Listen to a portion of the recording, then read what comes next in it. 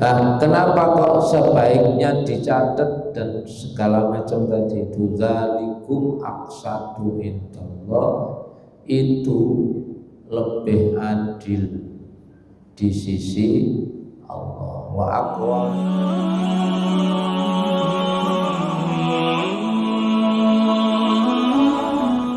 A'udzu billahi minasy syaithanir rajim. Bismillahirrahmanirrahim. Ya ayyuhalladzina amanu, wahai orang-orang yang beriman, idza tadayantum, jika kalian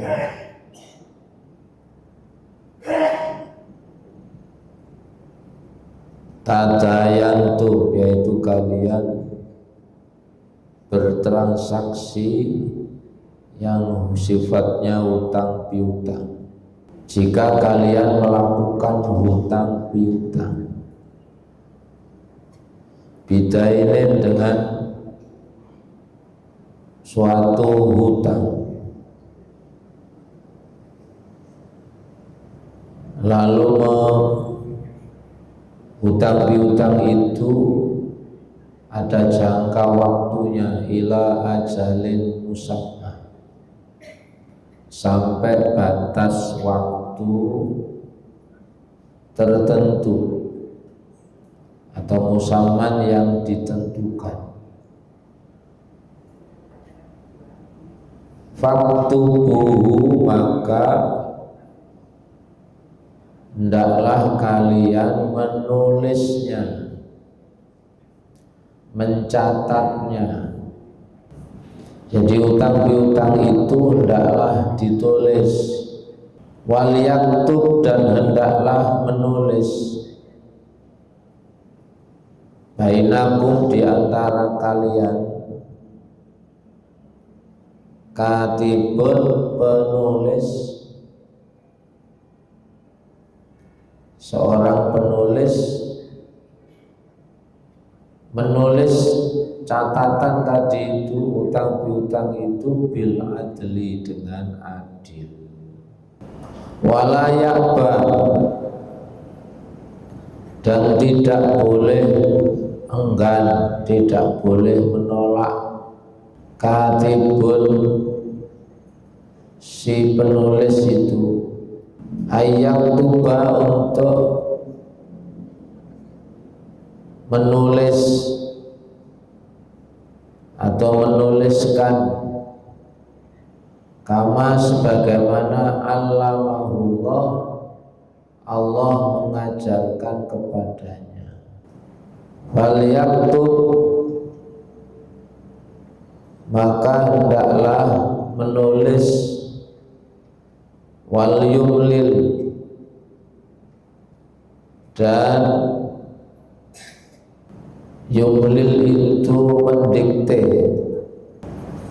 berarti maksudnya dibaca ulang setelah dicatat selesai, lalu didikte, dibaca ulang. Alladzi, orang yang alaihi, atasnya, al-haqqu, yaitu hak, maksudnya orang yang berhutang tadi itu kemudian mendikte atau membacakan catatan itu.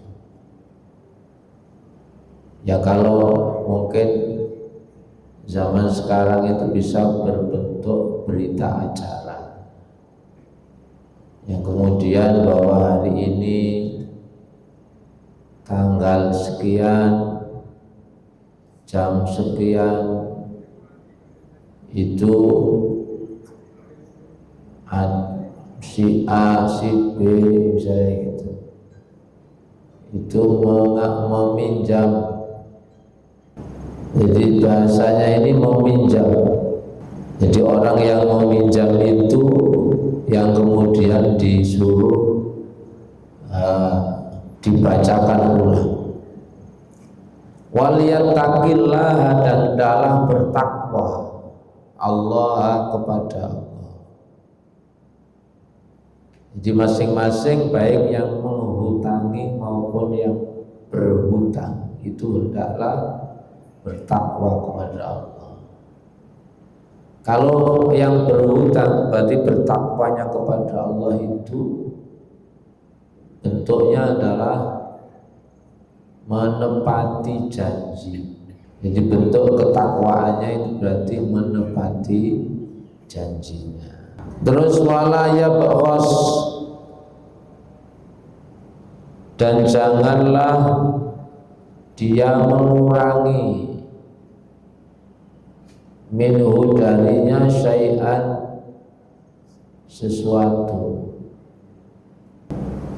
Fa in kana alladzi 'alaihil haqqu, maka jika ada alladzi orang yang alaihi atasnya al-haqqu, maksudnya orang yang berhutang itu misalkan safihan,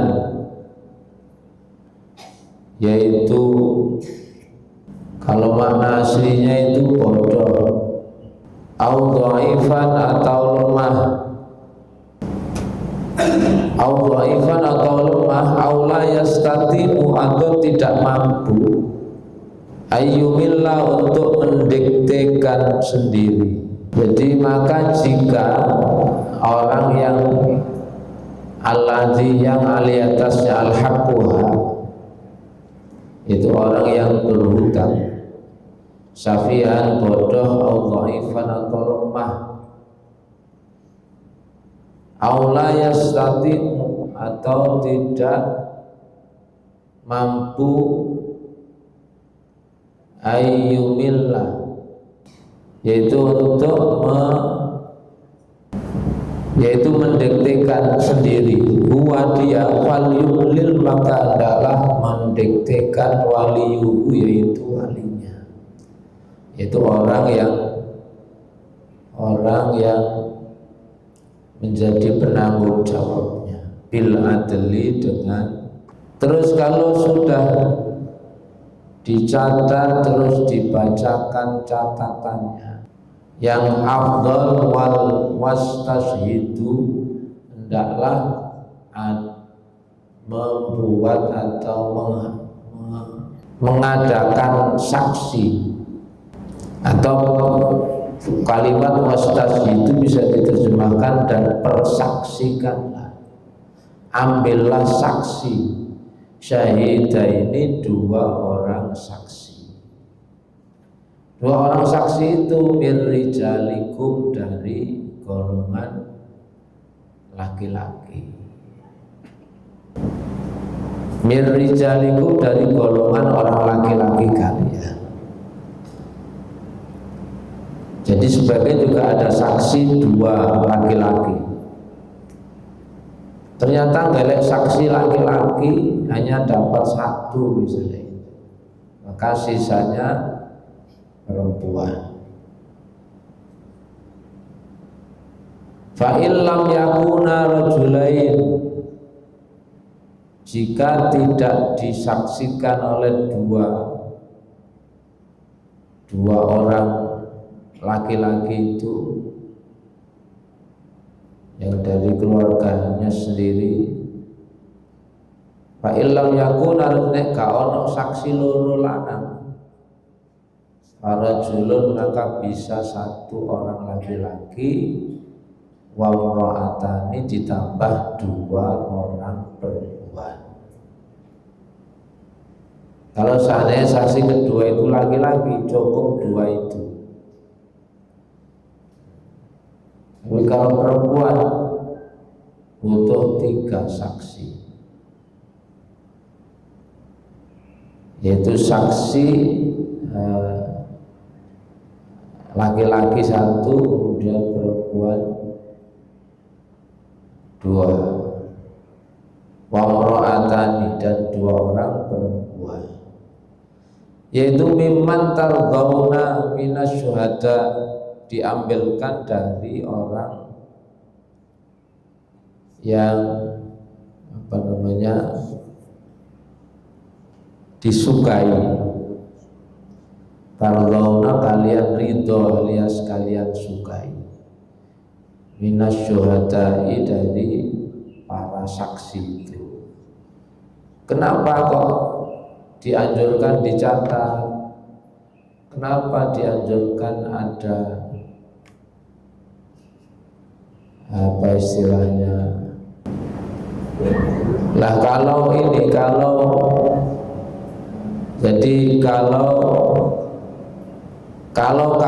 ada yang lupa atau mungkin ada selisih pendapat, itu kalau ada catatannya dan kemudian saksinya, maka itu bisa menjadi penengahnya.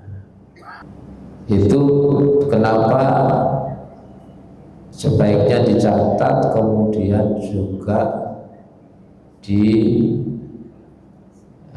persaksikan tadi. Kalau laki-laki 2 orang laki-laki, kalau nggak ada 2 orang laki-laki, bisa 1 orang laki-laki dan 2 orang perempuan. Semua itu mimman tardawna minasyuhada, kalian sukai untuk bisa menjadi saksi. Tujuannya antadillah, supaya antadillah sesat atau keliru ihdahu, masalah satu dari keduanya, kedua orang saksi dari fatudakiro, maka akan diingatkan ihdahuma oleh salah satu dari 2 orang saksi al-ukhra yang lain. Tujuannya kalau suatu saat orang sing lupa salah satunya misalkan, atau ada yang mungkin menyalahgunakan, maka saksi itu yang akan menjadi bukti. Terus wala ya'ba, dan tidak boleh enggan kaulemmoh asyuhada, para saksi-saksi itu idza ma du'u, yaitu apabila mereka dipanggil. Wala tas'amu, ini gak wali-wali ayat ini, 1 halaman. Wala tas'amu, dan janganlah kalian meremehkan antak tubuh, untuk menulisnya, sawiran baik itu kecil, au kabiran atau besar, ila ajalihi, sampai batas waktunya. Zalikum, itu bahwa dicatat terus ono saksinya, bahkan kalau perlu sebelum ini dibacakan terlebih dahulu. Jadi setelah dicatat dibacakan, yang berhutang maupun yang memberi hutang itu sama-sama mendengar bacaan tadi itu, sehingga ketika ada yang berbeda misalnya gitu bisa saling mengingatkan, lalu dikuatkan oleh saksi 2. Nah, kenapa kok sebaiknya dicatat dan segala macam tadi itu? Zalikum aqsatu indallah, itu lebih adil di sisi Allah, wa aqwamu, dan lebih kuat lisyahadati, terhadap kesaksian, wa adna, dan lebih mendekatkan Allah tartaku, supaya kalian tidak ragu-ragu.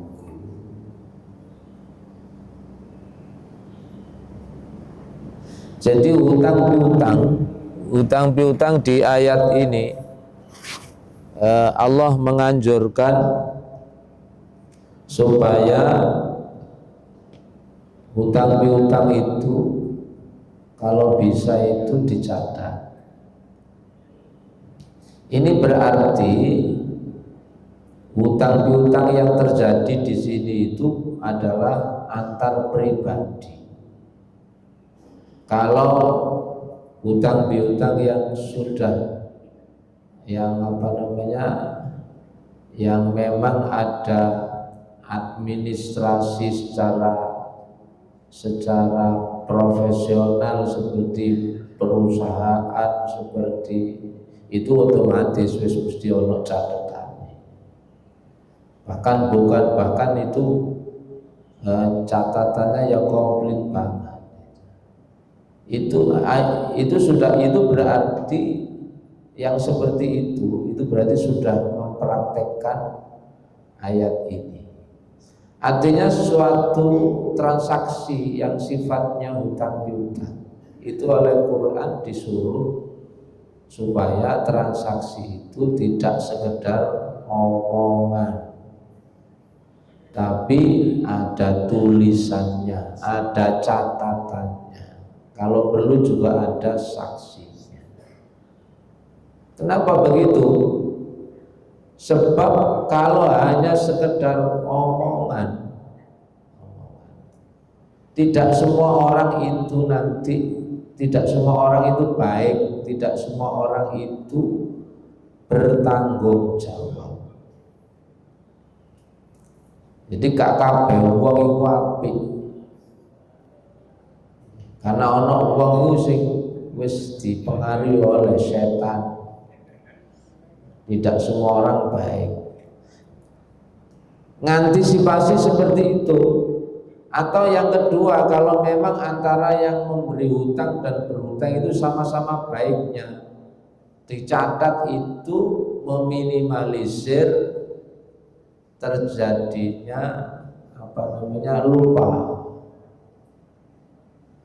Kan tidak menutup kemungkinan yang berhutang ini mungkin di bulan tertentu dia sudah wis nyaur berapa persennya itu misalnya. Itu kalau nggak dicatat bisa jadi sing memberi hutang itu mungkin wong lali. Perasaannya burung nyaur, sementara yang berhutang sudah bayar. Mungkin di hari lain begitu dan seterusnya. Itu mengantisipasi seperti itu. Kalau ada catatan itu berarti tujuannya adalah salah satunya mengantisipasi keraguan. Karena manusia bisa lupa. Atau yang paling gampang kalau dalam administrasi modern sekarang ya dibuatkan kwitansi. Kwitansi niku singkatan kuwi tansah dadi saksi. Halo. Makanya diarani kwitansi. Kuwi tansah dadi saksi. Kwitansi ini tanggal sakmene aku wis balekno, tanggal sakmene ini. Itu juga bagian dan berarti tertib administrasi seperti itu. Ini sudah diatur oleh ayat Quran. Ini luar biasa Quran. Quran ini ngajari administrasi. Termasuk di dunia modern sekarang, nikah pun dicatat. Itu menggunakan dalil qiyas ini, wong utang piutangnya kongkol nyatet. Halo. Maka peristiwa yang penting lainnya juga sebaiknya dicatat. Sehingga akhirnya ada catatan. Sebab tadi itu gak kabeh wong ono sing modele kucing-kucing garong ngono bahaya.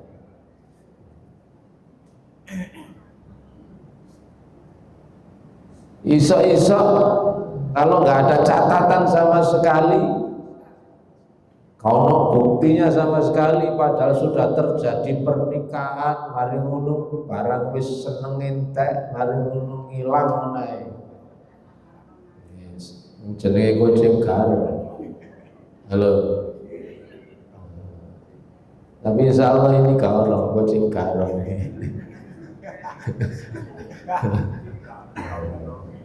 Wongnya gak teko. Kan bisa saja begitu. Kalau tidak ada catatan pernikahan itu, ada kemungkinan potensi yang dirugikan itu pihak perempuan. Halo. Jadi pihak perempuan dirugikan. Karena nggak ada bukti. Mari nuntut kemana? Kalau bukti ini. Pengadilan itu yang dijadikan pedoman untuk bisa mengadili itu kalau ada bukti, ada catatan. Dan ini juga sekaligus bukti bahwa Quran itu sudah mengatur segala urusan. Cuma nanti kemudian pengembangannya seperti apa, itu ya harus dikembangkan sendiri. Tapi Quran itu sudah memberi inspirasi orang untuk tertib mencatat tadi, sehingga akhirnya muncul ilmu akuntansi, muncul ilmu statistik dan macam-macam. Itu bisa jadi bersumber dari ayat-ayat seperti ini, sehingga semua tercatat. Yang boleh tidak ada catatan itu yang kemungkinan aman-aman saja itu adalah kalau transaksinya itu cash. Maka ayat lanjutannya illa antakuna tijaratan hadiratan, kecuali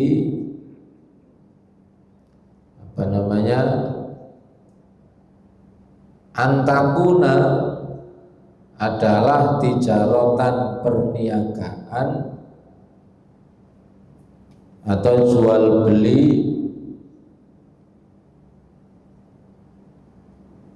hadiratan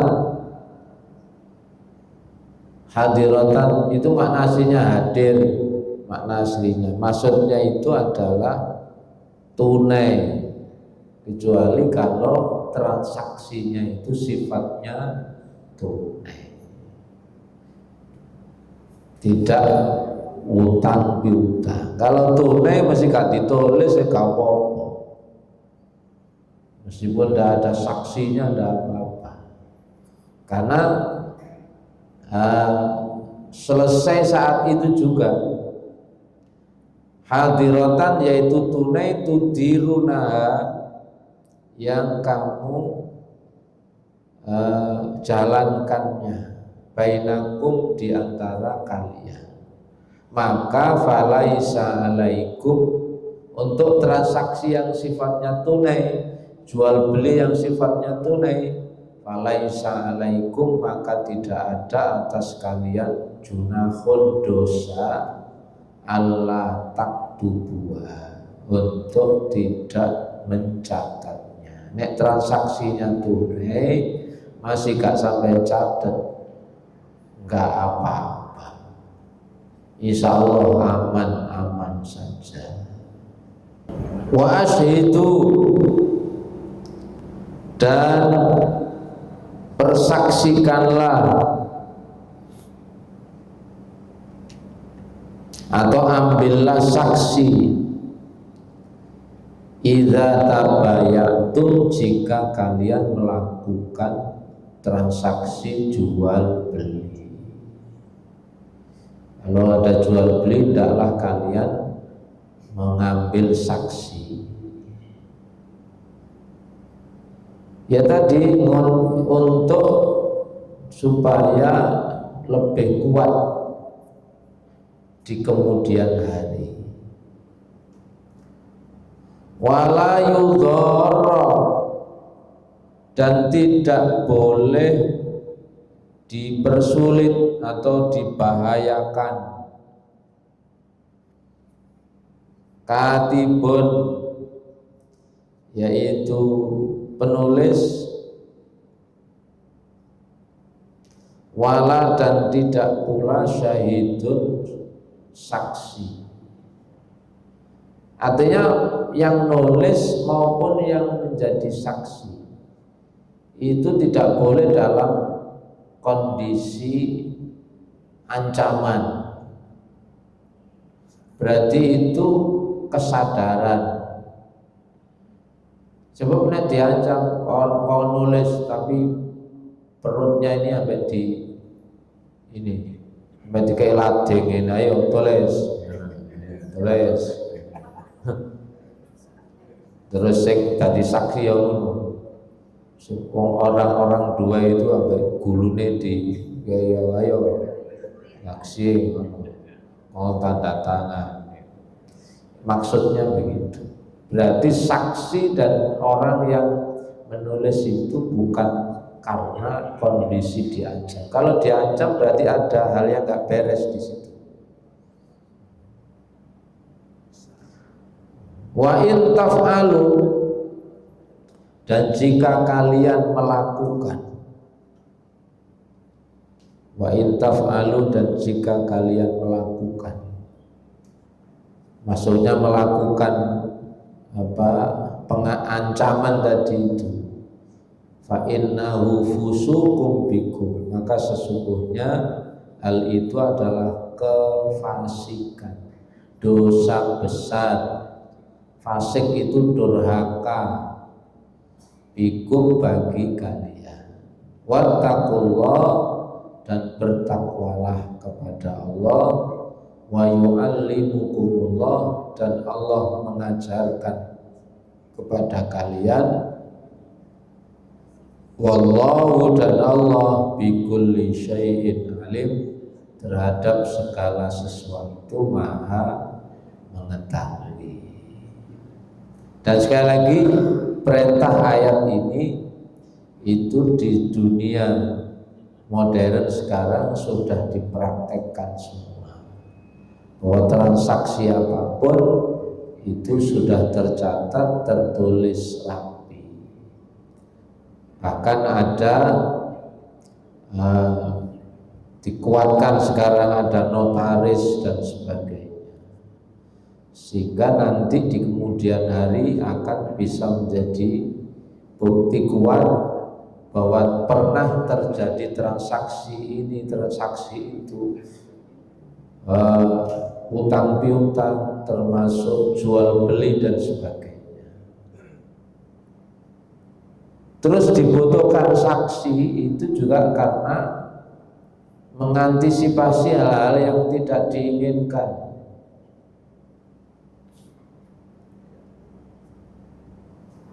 Banyak kasus di mana pernah terjadi jual beli entah tanah, entah apa begitu. Tapi dulu ketika terjadi jual beli itu hanya saling percaya satu dengan yang lain. Gak ono catetane, gak ono saksine.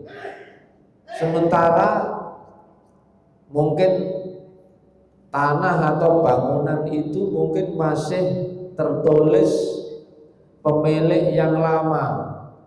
Ketika transaksi jual beli dengan orang baru ini gak ono catatan.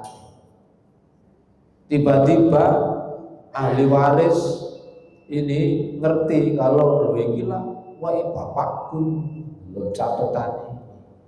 Misalkan, padahal dulu tak berapa puluh tahun yang lalu sudah pernah terjadi transaksi jual beli antara A dengan B. Tapi B itu ketika dulu terjadi jual beli itu nggak ada catatan, juga nggak ada saksi, karena mungkin motivasinya waktu itu nolong, misalkan. Nggak ada niatan apa-apa, wis pokoknya saling percaya. Sementara ahli waris ketika terjadi jual beli dulu sing cilik-cilik, itu bisa jadi masalah di kemudian hari. Maka oleh ayat ini diantisipasi sejak awal. Kalau punya potensi untuk bisa menjadikan nanti itu hal yang nggak baik, maka anjuran Quran sejak awal itu cadat. Terus panggil 2 orang saksi. Kalau laki-laki 2, kalau saksinya perempuan atau nggak ada 2 orang laki-laki, maka solusinya 1 orang laki-laki ditambah 2 orang perempuan. Nek gak ono lanang belas, maka kalau perempuan berarti 4 saksi. Memang dalam persaksian itu oleh syariat Islam antara laki dan perempuan dibedakan, hampir sama seperti waris, 1:2. Jadi untuk perempuan 2 orang, kalau untuk laki-laki 1 orang. Makanya kalau persaksian seperti ini, kalau laki-laki cukup 2, termasuk sekarang dipraktekkan juga dalam urusan pernikahan, itu juga mesti saksinya 2. Yang diutamakan adalah laki-laki.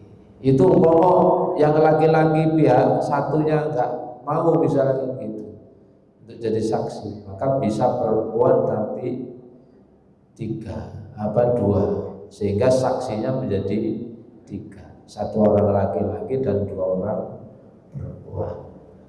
Sekali lagi, ayat yang panjang ini membuktikan bahwa ayat yang panjang ini membuktikan bahwa persoalan ini oleh Allah dianggap persoalan yang penting, bukan persoalan biasa, tapi ini persoalan yang penting. Sehingga oleh Allah diperintah dalam urusan tadi transaksi utang piutang itu dianjurkan supaya dicatat tadi. Jadi dianjurkan supaya dicatat, karena ini bukan persoalan biasa, tapi ini persoalan yang sangat penting. Sehingga sampai dianjurkan, dan ayatnya itu gak patek ditunggal belas. Jadi ayatnya itu sehalaman langsung nyambung. Ini menggambarkan bahwa persoalan ini juga bukan persoalan biasa, tapi persoalan yang sangat penting. Dan ini sekaligus membuktikan bahwa Quran itu benar-benar mengatur semua sisi kehidupan. Dan ini juga sekaligus membuktikan bahwa Quran itu benar-benar firman Allah, bukan karangan Nabiullah Muhammad. Nek karangan Nabi Muhammad nggak mungkin sedetail ini, karena Nabi itu nggak pernah sekolah. Tapi ternyata ayat ini menganjurkan supaya dicatat dengan rapi. Jadi sekaligus ini jadi bukti bahwa Quran itu duduk gawenane Kanjeng Nabi. Nabi gak tahu sekolah, Nabi gak tahu nyatet. Nabi itu dijuluki ummi karena Nabi tidak pandai baca. Berarti ayat ini menggambarkan bahwa ini bukan karangan Rasulullah, tapi ini benar-benar firman Allah. Allah yang ngatur, bahkan Allah itu mengajari ayat ini dengan sangat detail sekali. Termasuk kalau transaksinya tadi itu orang yang misalnya si cilik, kan bisa saja begini, ada orang kaya, anaknya si cilik-cilik mati, ini kan yatimnya soge, halo, yatimnya kaya. Makanya saya pernah ditanya, kenapa ya dalam dalam urusan orang yang berhak menerima zakat itu kok yatim kau? Orang yang berhak menerima zakat itu kan tidak ada, yatim. Jadi orang yang berhak menerima zakat itu disebutkan oleh Allah di surat At-Taubah ayat 60. Surat At-Taubah ayat 60. Ini bisa dicek bahwa orang yang berhak menerima zakat itu tidak ada di sini yatim itu. Yang ada satu fuqara, orang fakir.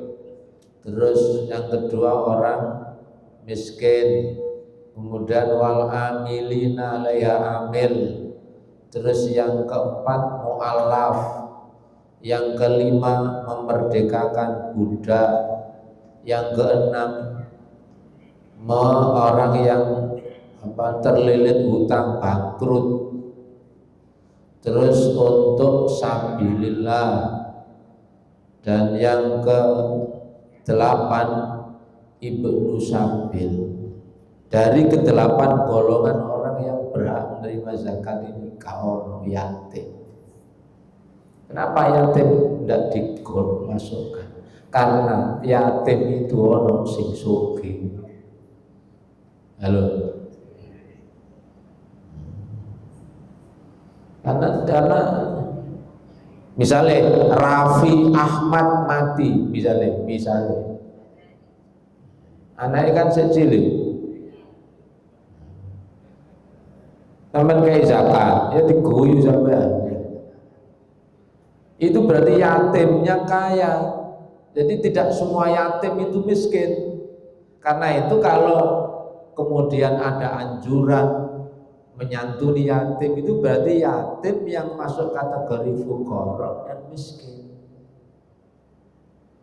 Jadi yang dilihat fakir miskinnya, bukan yatimnya. Karena fakir miskin itu latar belakangnya bisa macam-macam.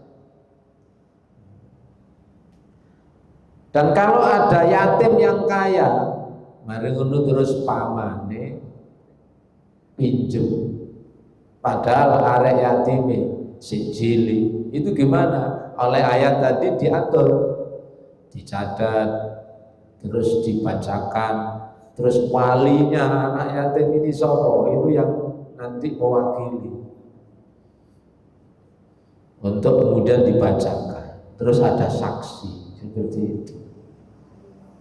Iku nek gak ono wali yang bertanggung jawab dari anak yatim ini iso dibujuki.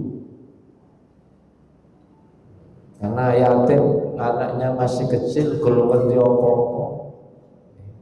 Sehingga oleh ayat tadi kalau masih safihan sebutnya audhaifan, dia masih safihan ini belum ngerti apa-apa, bisa jadi karena memang masih berumur 7 tahun, berumur 8 tahun, masih belum ngerti urusan-urusan yang ribet itu.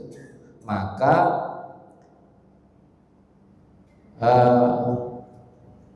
fal yumlil waliyuhu bil adli. Ada penanggung jawab dari yatim itu yang nanti mewakili untuk membacakan transaksinya sampai sedetail itu. Ini menggambarkan bahwa Quran itu benar-benar sangat teliti dalam mengatur segala urusan. Berarti Quran itu komplit.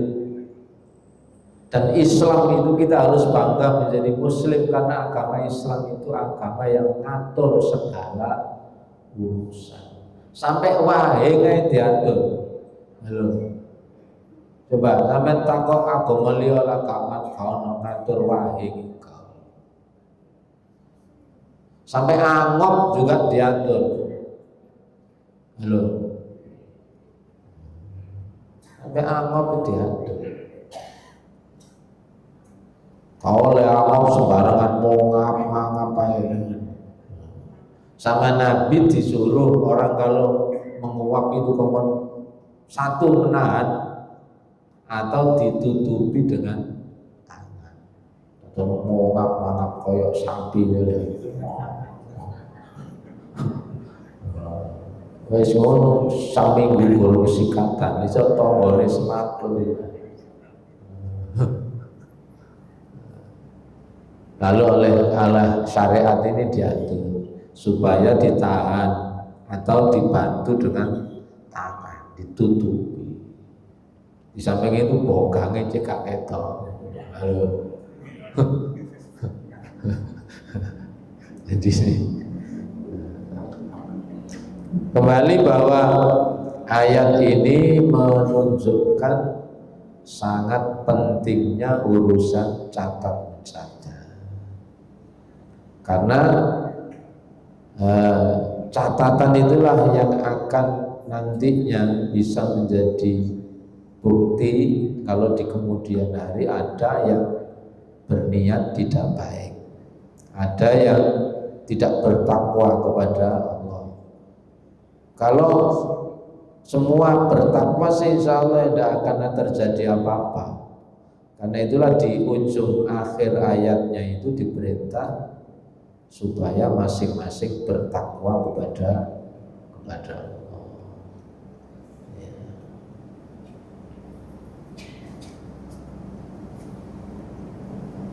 Sampai ayat sini insya Allah nanti dilanjut ayat 283. Ini gimana kalau transaksinya itu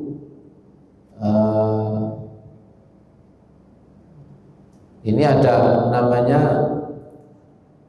rihan rohan itu digadai. Jadi jika kalian ala safarin dalam perjalanan terus kawan sing nulis, maka bisa terjadi jual beli itu tapi ada barang yang dijaminkan, namanya rihanun. Jadi ada rohan namanya, ada gadai. Misalnya kalau penulis ada ini tapi ini butuh banget. Jadi wa in kuntum ala safarin, jika kalian dalam perjalanan walam tajidu katiban, dan kalian tidak mendapati orang yang menulis, farihanun, maka hendaklah ada jaminan makbudhatun yang diserahkan. Terus masing-masing fa'in amina ba'dukum ba'dha, maka jika telah mempercayai salah seorang kalian terhadap yang lain, fal yu'addil ladzi tumina amanatahu, hendaklah masing-masing menjalankan amanah yang dipercayakan kepadanya itu. Wal yattaqillah, dan hendaklah bertakwa kepada Allah. Terus wala taktumus syahadah, dan jangan kalian menyembunyikan kesaksian. Artinya kalau suatu saat saksi itu dibutuhkan kesaksiannya, itu nggak boleh bohong.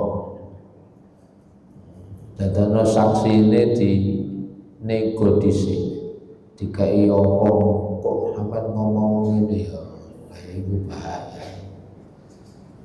Wa may yaktumha, siapa yang menyembunyikannya berarti tidak jujur, saksinya enggak jujur. Fa innahu asimun qalbu, maka sesungguhnya telah berdosa qalbuhu, hatinya. Wallahu, dan ingat kalau ada orang yang enggak jujur seperti itu, wallahu bima Allah terhadap apa yang kalian kerjakan Maha mengetahui. Ini juga ayat 283 ini juga bisa menjadi dasar bahwa dalam hutang piutang itu bisa juga dengan cara ada jaminan yang dijaminkan, karena penulisnya nggak ada, karena saksinya nggak ada, maka dengan benda yang bisa dipakai jaminan itu orang bisa pinjam. Terus yang diamanahi untuk barang jaminan juga harus amanah, nggak boleh barang jaminan terus diujuk-ujuk digawe kaya wae dhewe, itu tidak dibenarkan. Masing-masing menjaga kepercayaan didasari ketakwaan kepada Allah Subhanahu wa ta'ala. Dan suatu saat kalau saksi apapun itu dibutuhkan kesaksiannya, maka harus jujur, tidak boleh menyembunyikan kesaksiannya. Sebab kalau sampai saksi ini nanti bohong, pasti nanti ada orang, ada pihak yang dizalimi. Karena saksi itu menjadi kunci. Nek saksinya itu kena ewes-ewes, bisa jadi nanti yang benar jadi salah, yang salah jadi benar. Saya kira itu insya Allah nanti kita lanjut ayat-ayat terakhir di surat Al-Baqarah ini menjadi ayat paling populer. Ayat yang populer di antara selain Al-Fatihah adalah ayat ini, karena akhir Al-Baqarah ini turunnya itu istimewa. Nah, itu nanti kita akan bahas pada pertemuan berikutnya insyaallah. Kira itu Al-Fatihah. A'udzubillahi minasyaitonirrajim. Bismillahirrahmanirrahim.